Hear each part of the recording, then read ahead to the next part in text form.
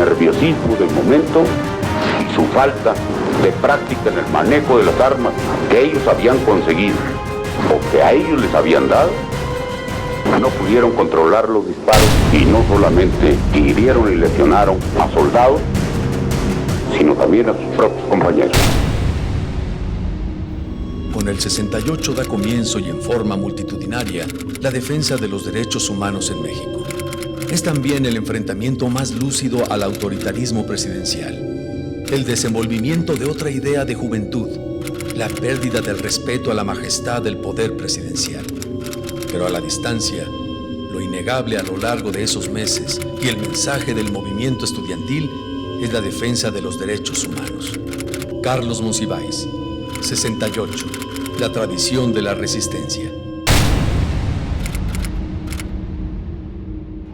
La tensión explotó en 1956, cuando el Politécnico Nacional encabeza uno de los movimientos estudiantiles mejor organizados y más fuertes de la historia del país, poniéndose en huelga junto con las escuelas normales y algunas universidades de varios estados, paralizando la educación nacional. La demanda central era la ley orgánica de la institución educativa y el fortalecimiento y ampliación de los servicios, entre ellos el del internado. No digo que hubo fricciones, pero sí un poco de desacuerdos, porque ese proyecto de universidad estaba pensado para un contexto político muy distinto. La universidad estaba destinada a formar profesionales liberales, ¿sí? Y el proyecto de la revolución pues habla de un proyecto nacional distinto. Los politécnicos, reivindicando el legado del presidente Cárdenas, también exigen mejores condiciones para su internado, donde viven y comen los hijos de campesinos y trabajadores que no pueden pagar manutención para sus hijos. El gobierno aparentemente cede a las demandas y se levanta la huelga. Rodolfo Hernández Corzo es obligado a renunciar al no querer desalojar el internado. Y en un periodo vacacional es nombrado como nuevo director del Politécnico el ingeniero Alejo Peralta, egresado del EXIME y dueño de IUSA. Casi lo primero que hace al sentarse en la silla Alejo Peralta es encabezar al ejército mexicano para que tomara el internado del Politécnico la madrugada del 23 de septiembre. Los estudiantes estaban de vacaciones, pues se metió el ejército y detuvieron a cientos de estudiantes, los desalojaron violentamente y se quedaron aposentados del internado del Politécnico 2 años, 2 meses y 3 semanas. Primer apunte. El gobierno mexicano usa el ejército en contra de los movimientos sociales y el presidente Adolfo Ruiz Cortines aplica a los líderes estudiantiles el delito de disolución social, que se había promulgado para tiempos de guerra y el cual no fue derogado al terminar la Segunda Guerra. ¿Qué quiere decir disolución social? ¿Que la sociedad está ahí, la disuelven? La sociedad no se disolvía.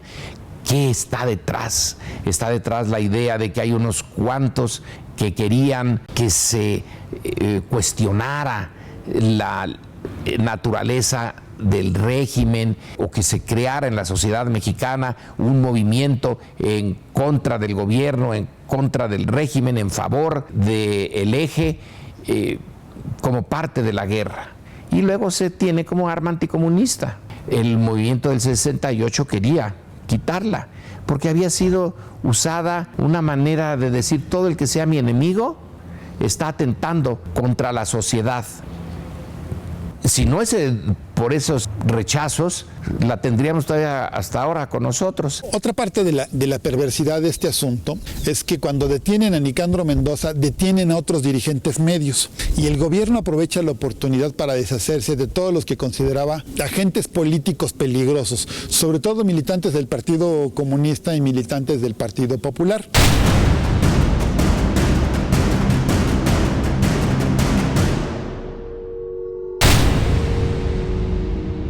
El Partido Popular había sido fundado por Vicente Lombardo Toledano en 1948. Autodefinido por su ideología socialista, marxista-leninista, era un partido legalmente constituido que tenía ascendente sobre la FENET. El siguiente acto fue convocar por parte del priismo que quedaba en el Politécnico al Congreso de la FENET. Había un congreso anual y en ese congreso charrificaron la FENET, o sea, impusieron una serie de dirigentes, cambiaron los comités ejecutivos, impusieron lo que se llamaría el charrismo sindical entre los estudiantes, pero que fue conocido en el Politécnico y luego se generalizó el término como porrismo. Utilizaron como agentes golpeadores en ese congreso y posteriormente a miembros del equipo de fútbol americano y de la porra del equipo de fútbol americano para agredir a golpear a los estudiantes. Nada más que el Politécnico nace como un proceso institucionalizado. Fueron muy participativos durante los años siguientes al 56, controlando a los estudiantes, sobre todo los estudiantes de educación media superior, de las vocacionales.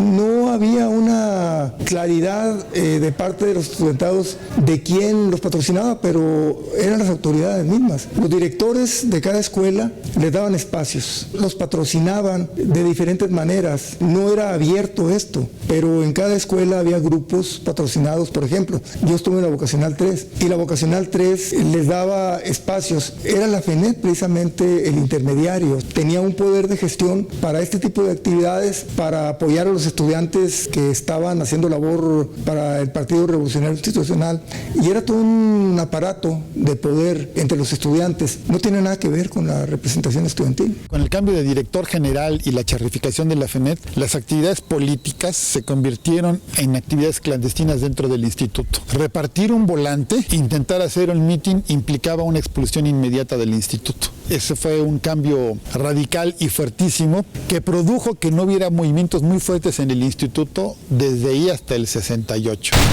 No había ningún espacio para la disidencia. La movilización política era aplastada, aunque fuera justa. En los años 50, uno de los grandes movimientos políticos sindical fue el sector ferrocarrilero, que tuvo posteriormente una fuerte influencia en el movimiento estudiantil de 1968. Hoy, cuando estamos haciendo esta entrevista, pues ya los ferrocarriles son historia, porque el propio gobierno los destruyó, pero entonces eran vitales. Ferrocarriles Nacionales de México, creada en tiempos de Porfirio Díaz, nacionalizada por Lázaro Cárdenas como pivote para el desarrollo del país. Para finales de los años 50 era ya el sistema de transporte mercantil más importante del país, pero sus trabajadores no compartían la bonanza ferroviaria. Tras la devaluación de 1954, no había habido ningún ajuste salarial. Este fue el origen de un movimiento sindical de gran escala. Hay líderes comunistas que inciden en el movimiento ferrocarrilero, sí, pero las razones eran muy claras. Era que los pusieran que se pusieran al día en sus salarios y prestaciones. En febrero de 1958, los ferrocarrileros exigieron a sus líderes solicitar un ajuste de salarios. El líder del sindicato en ese momento era Samuel Ortega, quien llevó las demandas a la empresa estatal. La respuesta del gobierno no fue satisfactoria para nadie. En junio de 1958, se iniciaron paros parciales del servicio ferrocarrilero en todo el país. Detener el tráfico de mercancías significaba afectar gravemente la economía nacional. Y como las huelgas ferrocarrileras pararon el tráfico ferrocarrilero, era meterse con las venas del sistema. Los paros obligaron finalmente al presidente Ruiz Cortines a ceder en la demanda de aumento salarial. Pero al margen de la dirigencia del sindicato, Samuel Ortega renuncia el 8 de julio. Y el 12 de julio, en la 6ª convención del sindicato, resulta electo Demetrio Vallejo. Ese movimiento de Demetrio Vallejo 56-60 fue fundamental para recuperar el sindicato, hacer a un lado a esos dirigentes charros, a esos dirigentes progubernamentales. Cuando empieza el sindicato ferrocarrilero a crearse realmente en su interior un movimiento independiente, ya no como parte de la estructura corporativa del partido del gobierno, del partido de Estado, que es realmente ya el PRI, entonces se convierte en un enemigo del sistema y por lo tanto hay que destruirlo y se le destruyen. Los paros y los llamados a huelga en el nuevo gobierno de Adolfo López Mateos son declarados ilegales y no evita que estalle la huelga el 25 de marzo de 1959. por ejemplo, el papel de las mujeres, cómo las mujeres de los ferrocarrileros se tendían sobre las líneas de ferrocarril para que no pudieran pasar las locomotoras y hacer valer el paro, ¿no? Historias que hemos ya desgraciadamente olvidadas, pero que están ahí. Fue un movimiento fundamental en la historia del país. La lucha ferrocarrilera termina como el movimiento del internado del Politécnico, bajo los fusiles y control del ejército mexicano. Se usa el ejército, se mete en la cárcel a sus líderes. Es una reacción que va de acuerdo a la naturaleza del régimen. Y finalmente, como en el Politécnico, se impone un sindicato charro, el sindicato charro por excelencia. Y se vuelve a aplicar a los trabajadores disidentes los artículos 145 y 145 bis de la Constitución Política. El sindicato ferrocarrilero de ahí en adelante fue la docilidad misma. Un ejemplo claro de lo que en el argot político mexicano se le llama sindicato charro, es decir, sindicato controlado por el gobierno. El mismo destino tuvo el movimiento magisterial de Otón Salazar en 1958, que culminó con la brutal represión del ejército mexicano sobre los maestros de enseñanza básica y media. Los líderes arrestados y las organizaciones gremiales quedaron bajo control del gobierno. Y sin embargo, el presidente Adolfo López Mateos se considera a sí mismo como un hombre de izquierda dentro de la Constitución. ¿Qué significa eso? Lo que López Mateos quiera en cada momento, pero se vio forzado a colocarse en la izquierda. ¿Por qué? Porque los años 59, 60 los marca la Revolución Cubana en América Latina y en otras partes del mundo. Entonces era natural que un ejemplo de unos jóvenes que toman las armas, se van a la sierra y logran derrotar una dictadura, pues se convierte en el paradigma de la juventud, no solo de México, sino de toda América Latina y del mundo. Hay que recordar que Fidel Castro y el Che Guevara se convirtieron en héroes mundiales. A lo largo de esa década y en la que sigue, la idea, la experiencia, las leyendas de la Revolución Cubana han estado siempre presentes, pero sobre todo en las izquierdas, de diferente color y sabor.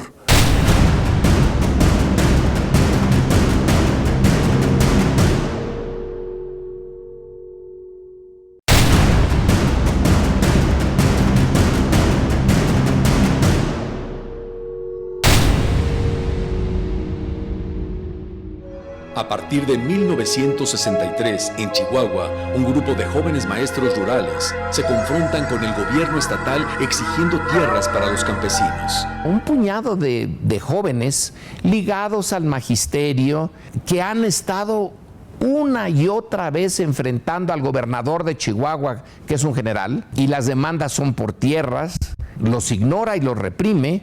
Entonces toman la vía de la guerrilla. Y el ataque a Ciudad Madera, la guarnición militar en Ciudad Madera, es un ataque muy mal planeado. Es muy fácil decirlo ahora, a ver quién en ese momento lo planeaba mejor. Y el resultado es un fracaso y la muerte de un grupo de guerrilleros. Y la frase del gobernador de Chihuahua, así que querían tierra, ¿no?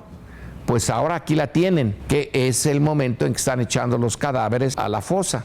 Justo cuando ya está la idea de la Revolución Cubana arraigando. Los líderes Arturo Gámez García, profesor rural, y Pablo Gómez Ramírez, médico y profesor de la Escuela Normal Rural, Ricardo Flores Magón, de Saucillo, fundan el Grupo Popular Guerrillero. Tras varias acciones de guerrilla, tratan de emular el famoso asalto al cuartel Moncada de la insurgencia cubana. Su objetivo, atacar el cuartel militar de Madera un 23 de septiembre de 1965. Y el ataque a Ciudad Madera, la guarnición militar en Ciudad Madera, es un ataque muy mal planeado y el resultado es un fracaso y la muerte de un grupo de guerrilleros. El gobernador del estado, el general Práxedes Giner Durán, cuya errada política agraria provocó el alzamiento campesino, ordenó que los cadáveres de los jóvenes acribillados fueran exhibidos por las calles de Ciudad Madera, alzados en la plataforma de un camión maderero. En los 60s, el grueso de los mexicanos no se dio cuenta de lo que había pasado en Chihuahua, o no quiso darse cuenta, y ahí quedó, aparentemente en el olvido. Pareció terminado eso. No se terminó. Una cosa que va quedando, después va a haber un movimiento de la Liga 23 de septiembre en recuerdo de lo que pasó en Chihuahua. Segundo apunte. El gobierno mexicano utiliza las matanzas selectivas como una forma de control político. Desde siempre, el gobierno ha contado con el apoyo de los movimientos anticomunistas, sobre todo los que vienen de la ultraderecha y de la Iglesia Católica. El Yunque nace como tal en el estado de Puebla en 1955, naturalmente que siempre ha tenido el patrocinio de la jerarquía de la Iglesia Católica en México y en el mundo. Nace para combatir a lo que consideraban una conspiración judeo-masónica comunista. El Yunque, que nace en Puebla, no es simpatizante del PAN. Sus aliados están fundamentalmente en el PRI y en el gobierno. El Yunque, que había tenido mucho éxito en su injerencia política en la benemérita Universidad de Puebla, ahora autónoma, con el FUA, Frente Universitario Anticomunista, decide formar un grupo similar en la Universidad Nacional Autónoma de México en la década de los 50. Pero para los 60, con el avance de los rojos en las universidades públicas, crea un grupo preparado para la confrontación callejera y más violento que el FUA, el Muro. ¿Cuál era la fachada del Yunque en la UNAM? Muro, el movimiento universitario de renovadora orientación que se funda en 1961 en la UNAM, naturalmente que fueron organizaciones muy violentas, no solamente desde el punto de vista de la violencia física, sino de la difamación, de la calumnia. Por ejemplo, Muro editaba en la UNAM un órgano que se llamaba Puño. Ese órgano era igualmente violento desde el punto de vista de lo que publicaba y emprendía campañas de difamación contra quienes consideraba eran enemigos, no solamente estudiantes, sino profesores o el propio rector de la UNAM, como el doctor Ignacio Chávez, que fue obligado a renunciar. El Yunque fue fundamental en tirar al rector Chávez. Ignacio Chávez Sánchez había tomado la titularidad de la rectoría en 1961 y para 1966 cumplía un segundo periodo como rector, en el que trató de impulsar reformas académico-administrativas que resultaran en mejorar la calidad académica. Pero el movimiento estudiantil de 1966 se inició con un conflicto en la Facultad de Derecho. Empieza como un movimiento de grupos de derecha en contra del rector Ignacio Chávez. Hay una serie de diferencias. Parece ser que el gobierno de Díaz Ordaz tenía ciertos desacuerdos con el rector. De la Facultad de Derecho surge un grupo de activistas, se oponen al rector Chávez, ligados además a un gobernador de Sinaloa, me parece, y empiezan a agitar, digamos, en contra del rector. La provocación y la agresión contra el doctor Chávez por parte de grupos de derecha resultó exitosa. Hasta la izquierda respaldó en un inicio la estrategia del Muro, que ayudó a que la huelga, iniciada en Derecho, se extendiera rápidamente por toda la universidad. En este momento ya grupos de izquierda, de estudiantil, están muy posicionados en ciencias políticas, en economía, y empiezan también a aparecer en filosofía y letras. Y entonces la huelga pues tendrá un carácter distinto. Ya no se trata de ir contra el rector Chávez por una cuestión de iniciativa de los grupos más de derecha, digámosles así. Se transforma en una huelga universitaria de la cual pues derivaron muchas cosas. El cuerpo de vigilancia de la UNAM era un grupo que utilizaba la autoridad universitaria justamente para contener a los grupos estudiantiles, y era un grupo acusado de grupo represivo. Entonces, una de las cosas que se pide es la supresión de ese cuerpo represivo. Luego, los estudiantes que entraban a la escuela preparatoria tenían que hacer un examen de admisión y luego tenían que hacer otro examen de admisión para entrar a la universidad. Entonces, bueno, el movimiento dice, a ver, perdón, yo ya soy parte de la UNAM, ¿por qué tengo que hacer otra vez examen de admisión para la institución a la que ya pertenezco? Entonces vino ahí también la demanda del pase automático, que bueno, tendrá otros problemas, pero en el momento creo que era una cuestión justa y muy entendible, digamos, esta cuestión. Los porros estaban bajo las órdenes de las autoridades universitarias para su control interno, pero en los años 60 están bajo el control del gobierno y del PRI, como todo el país. Y son precisamente los líderes de derecho los que terminan la huelga a punta de pistola. Cuando este rector Chávez tuvo problemas con el gobierno, en esa época el gobierno les dio la instrucción a ellos de que tomaran la rectoría, entonces ellos con 20 personas toman la rectoría pero de manera violenta, llegan armados y no permiten que el rector salga, lo detienen allí, lo secuestran. Entonces el rector habla por teléfono a la autoridad y trata de decir que ha sido secuestrado. Entonces la autoridad lo deja a su suerte y es como un mensaje del gobierno para quien se meta con él, ¿no? Bajo la amenaza de una terrible vejación, el rector es obligado a renunciar. Entrega su renuncia a la Junta de Gobierno el 28 de abril. Ese día el comité de huelga felicita al presidente Gustavo Díaz Ordaz por la forma en la que ha mantenido incólume la autonomía universitaria. Sucede una cosa increíble, eso es en 67, que llega un rector muy liberal, que además la historia demostraría que estuvo del lado de los estudiantes en el momento en que eso tenía que ser, que es Javier Barrosierra, que es un personaje central en la historia del 68, porque es un momento en que la UNAM se empieza a comportar de otra manera, como institución. Es uno de los grandes momentos de la UNAM. El ingeniero Javier Barrosierra pacifica a la universidad, accede a las demandas estudiantiles, da marcha atrás a las expulsiones y establece el pase reglamentado, por medio del cual los estudiantes de las preparatorias universitarias acceden a la licenciatura sin hacer un segundo examen de admisión. No es que los estudiantes estén fascinados con su rector, pero empieza a suceder que la UNAM empieza a ser un espacio de libertad real. No solo por el rector, sino porque están pasando muchas cosas. Hay facultades donde los maestros son los intelectuales más importantes que hay en México. Entonces la UNAM se vuelve un espacio más o menos privilegiado. Habrá otro movimiento estudiantil muy importante previo al del 68. El movimiento de la Escuela Superior de Agricultura Hermanos Escobar en Ciudad Juárez. Para 1967 es la única escuela de estudios agrícolas en la región, razón por la cual tiene un subsidio del gobierno superior a los 2 millones de pesos anuales. Pero el subsidio solo cubre colegiaturas. La escuela cobra diferentes servicios generales. Jóvenes inconformes con el sistema de cuotas que consideran injusto serán expulsados de la escuela, lo cual da inicio a este movimiento estudiantil, en el que los estudiantes exigen que la escuela se vuelva pública. En junio había recibido el apoyo de Chapingo. Después de 2 meses, la huelga se encuentra estancada y se habla mucho de la posibilidad de que Chapingo sea tomado por el ejército, porque Chapingo era una escuela militarizada. En solidaridad, toda mi generación nos movilizamos, pararon todas las facultades, Derecho, Ingeniería, Contabilidad, todas las facultades en solidaridad con los estudiantes del Hermanos Escobar. Los estudiantes del Politécnico se lanzan a la huelga en apoyo a la Escuela de Agricultura. Todo el Politécnico participa. La universidad no tiene clases en este momento, pero el hecho de que el Politécnico se organice va a tener consecuencias muy importantes. Se forma una coordinadora en la Escuela de Físico-Matemáticas con representación de cada una de las escuelas en huelga. 3 de agosto inician la huelga los estudiantes de la vocacional 7 del turno vespertino. Van a jugar un papel muy importante. Ellos son los primeros que se ponen en huelga y ellos son los que realizan brigadas a todo el Politécnico invitando a todos los estudiantes a ponerse en huelga.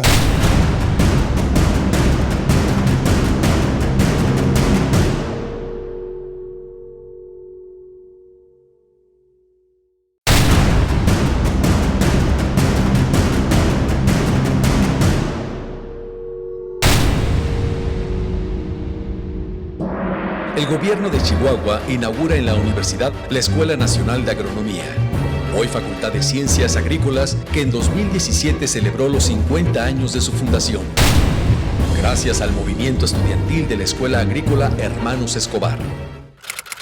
Tercer apunte. El Politécnico aprendió a organizarse políticamente en la huelga de 1967. Estas son las grandes raíces que dan pie al movimiento estudiantil de 1968. No es un hecho coyuntural, no es cosa de un presidente. Es un contexto político autoritario, en donde el gobierno utiliza al ejército para dar golpes definitivos a la organización social. Encarcela a los líderes políticos que le estorban. Como no tiene a veces cargos, les aplica el de disolución social. Tampoco se toca el corazón para asesinar a sus enemigos y dejar manchas imborrables de sangre a lo largo de la historia de México. Su objetivo es el control total de todas las instituciones, políticas, sindicales, académicas. En las universidades y escuelas utiliza a los grupos de ultraderecha y a los grupos porriles, que fueron invento de las autoridades universitarias para garantizar el control de la juventud. Por tanto, los que se enfrentaron en la Ciudadela eran dos grupos porriles.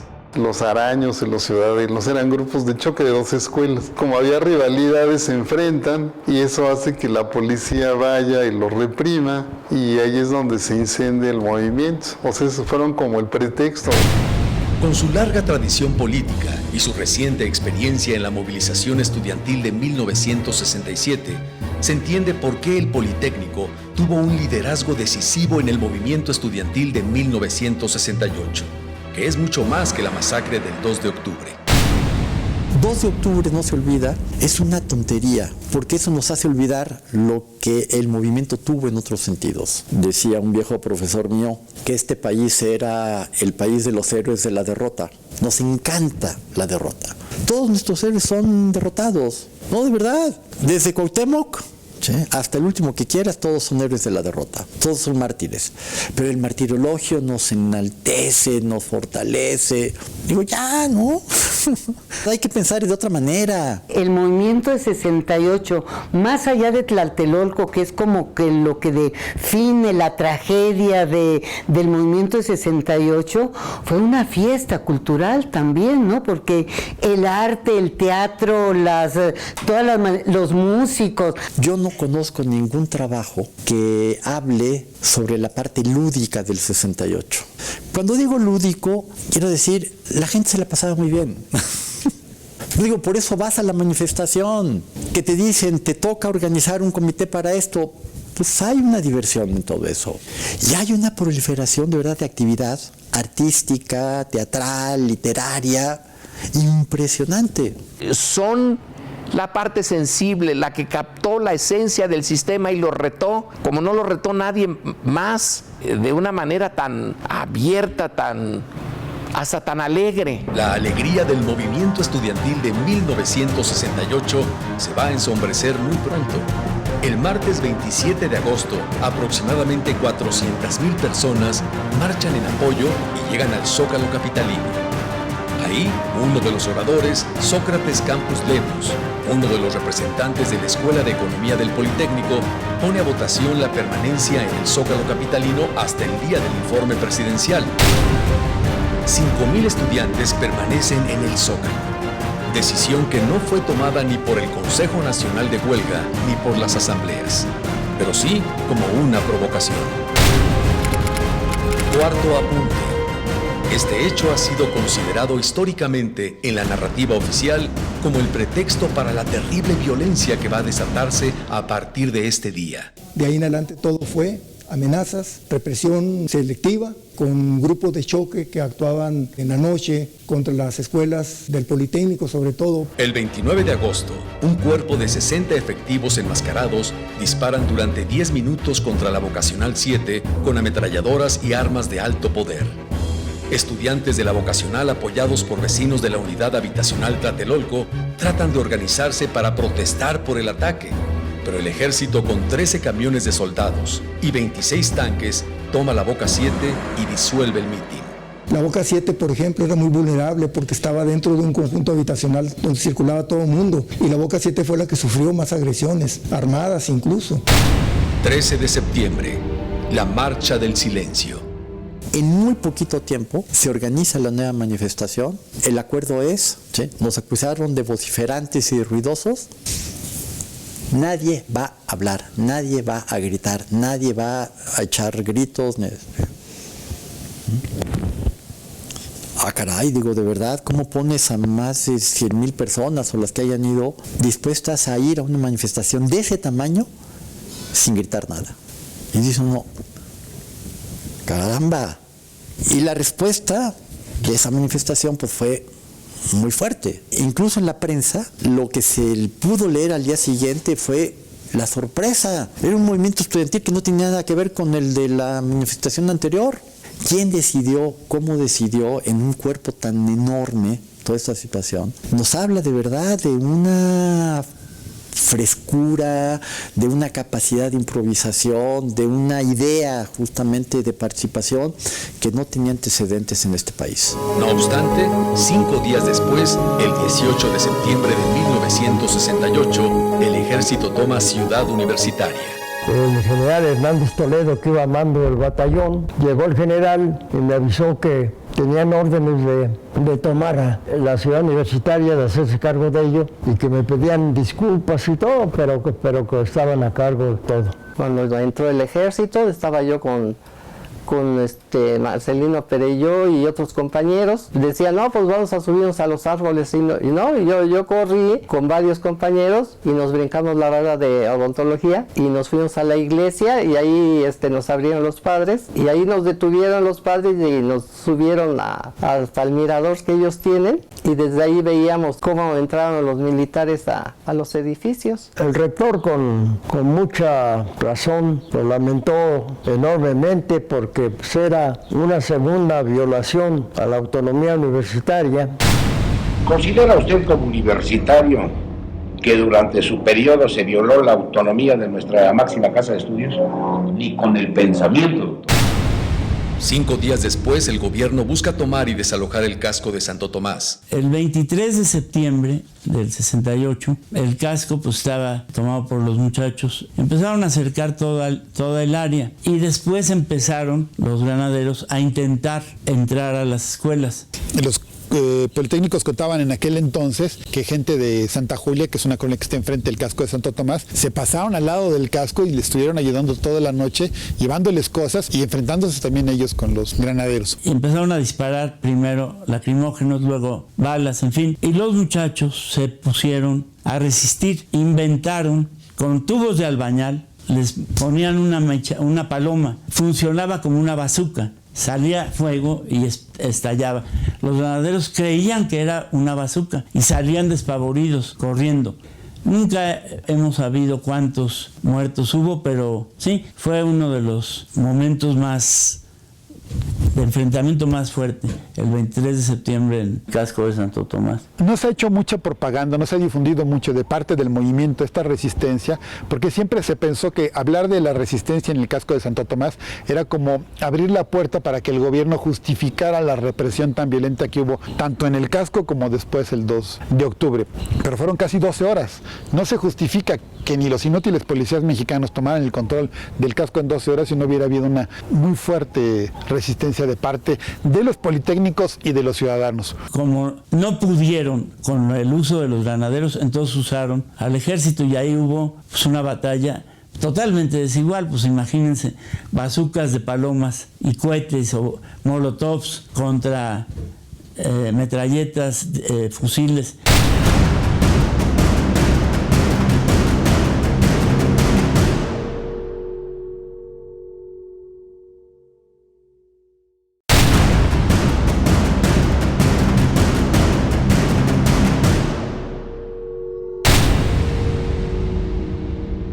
El ejército toma nuevamente por la fuerza la vocacional 7, ahora definitivamente, y nunca la devolverá al Politécnico. Ese clima de violencia sistemática y programada va a brevar en el 2 de octubre de 1968. Aquel día es convocado un mitin en la explanada de la unidad Nonualco Tlatelolco. El 2 de octubre no era un mitin, iba a ser una marcha de Tlatelolco al casco de Santo Tomás para exigir que saliera el ejército del Politécnico. Había tanques, jeeps, helicópteros, y cuando llegamos yo dije, aquí van a actuar, no vinieron a regalarnos flores, nos van a reprimir. En una operación militar muy bien planeada de nombre clave, Operación Galeana, con objetivos claros, como el de arrestar a todos los dirigentes que se encontraran en el mitin.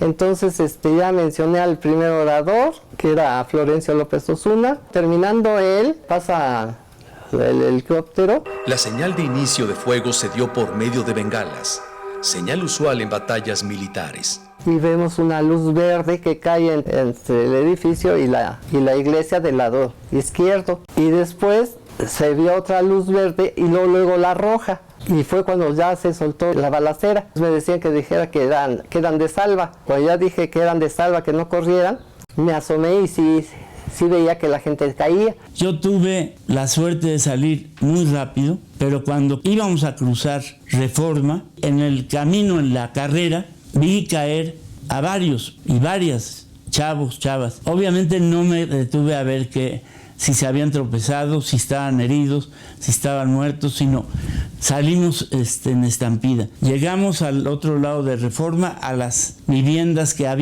recientemente habían cortado la antigua colonia Guerrero y abierto Reforma, que era como un pastel cortado con vecindades que estaban a la mitad, y la gente cuando nos vio nos dijo vénganse, y nos escondieron en la vecindad de sus viviendas. Quinto apunte. Los muchachos que huían por Reforma recibieron una ráfaga de fuego. El movimiento en términos militares pues lo aplastaron con una masacre impresionante que no se dio en ninguna parte. Tenemos probado, demostrado, con nombres y apellido, en una investigación que hicimos aquí, Eduardo Valle y yo, y en Tlatelolco murieron, con nombre y apellido, no, me dijo mi tía y yo sé que hay, 58 civiles y 2 militares. Del inicio del movimiento, del 26 de julio a la plaza de Tlatelolco, fueron 68 muertos, un número cabalístico. Y en total, del 26 de julio hasta enero del 69, murieron 85.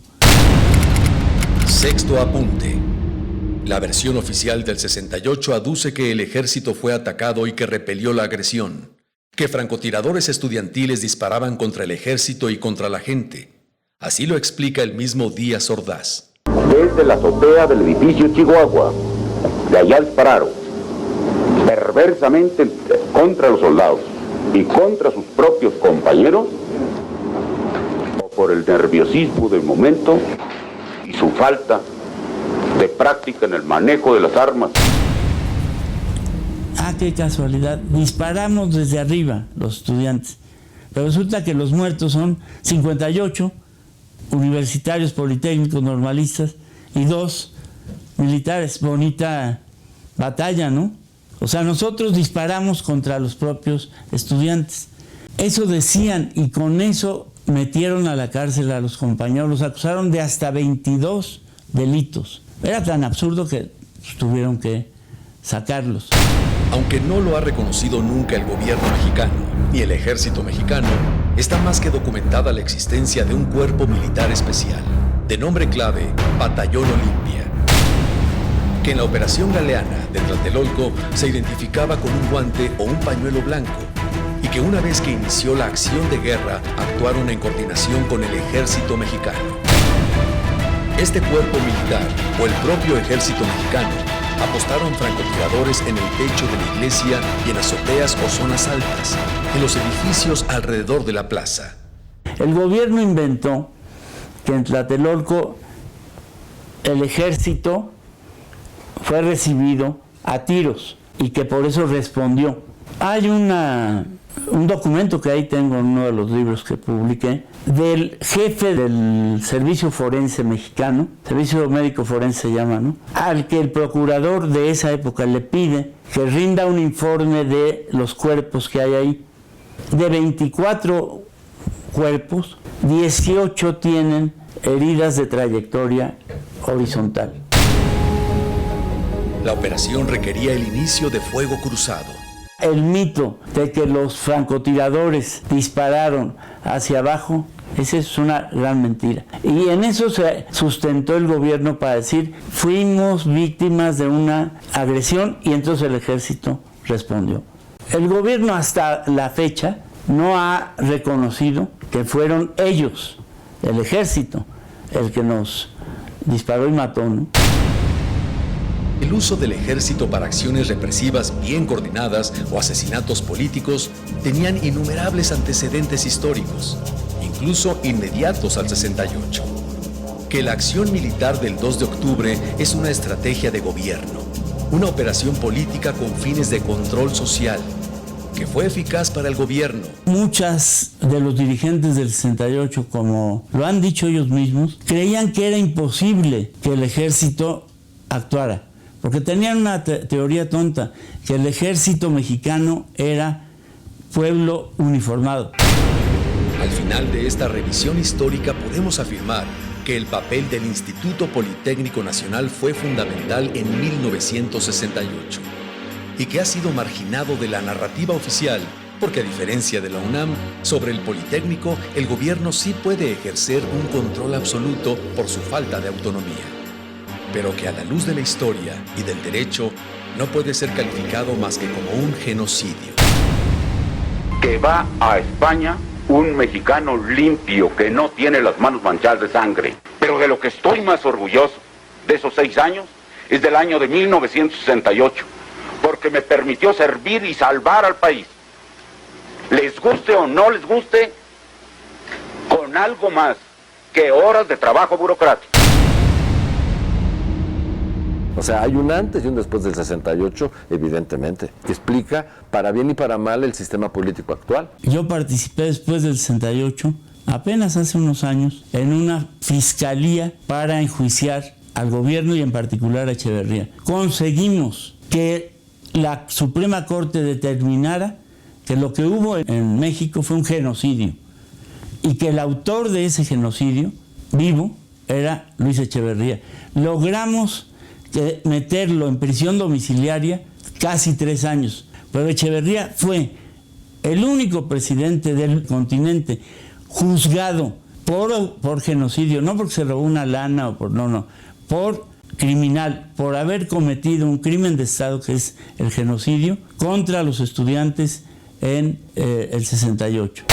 A 50 años de 1968, fue un movimiento que en su momento pareció derrotado, pareció desbandado, quedó la sensación de que el castigo había sido suficiente y que hasta allí, pero en realidad, como bien lo sabemos ahora y por eso seguimos recordándolo, es porque en realidad triunfaron. Ellos no se habían dado cuenta y todavía no era claro, pero el movimiento del 68 es un movimiento que triunfa precisamente porque logra impactar en el país. Pues fue una llamada político-social extraordinaria, emanada de una cultura nacional que ya había empezado un proceso muy importante de cambio, de cuestionamiento de lo establecido, de los cánones reconocidos e implantados. Todas estas actitudes de horizontalidad, de participación, de movilización, que ahora vemos muy frecuentemente en esta sociedad, no existían. Yo diría, es lo más importante justamente de ese movimiento. El 68 repercutió en la cultura, repercutió en la educación, en la relación del hombre y la mujer, en el machismo. Empezaron a cambiar muchas cosas con el movimiento 68. El movimiento se vuelve, sin embargo, un movimiento político de masas juveniles, estudiantiles. Qué paradoja, ¿no? Estas masas encarnaban para los gobernantes el éxito de su modelo de desarrollo, ¿no? Suponiéndose conceder que todo se debía al desarrollo logrado por la Revolución Mexicana, entonces no supieron tratar ese fruto de sus esfuerzos, ¿no? Al contrario, lo malograron, lo trataron mal, lo reprimieron, ¿no? El régimen va a tener que empezar a ceder y va a tener que llevar, ya pasó el 68, las reformas electorales, abrirse un poquito, porque ya no se podía mantener en el estado original.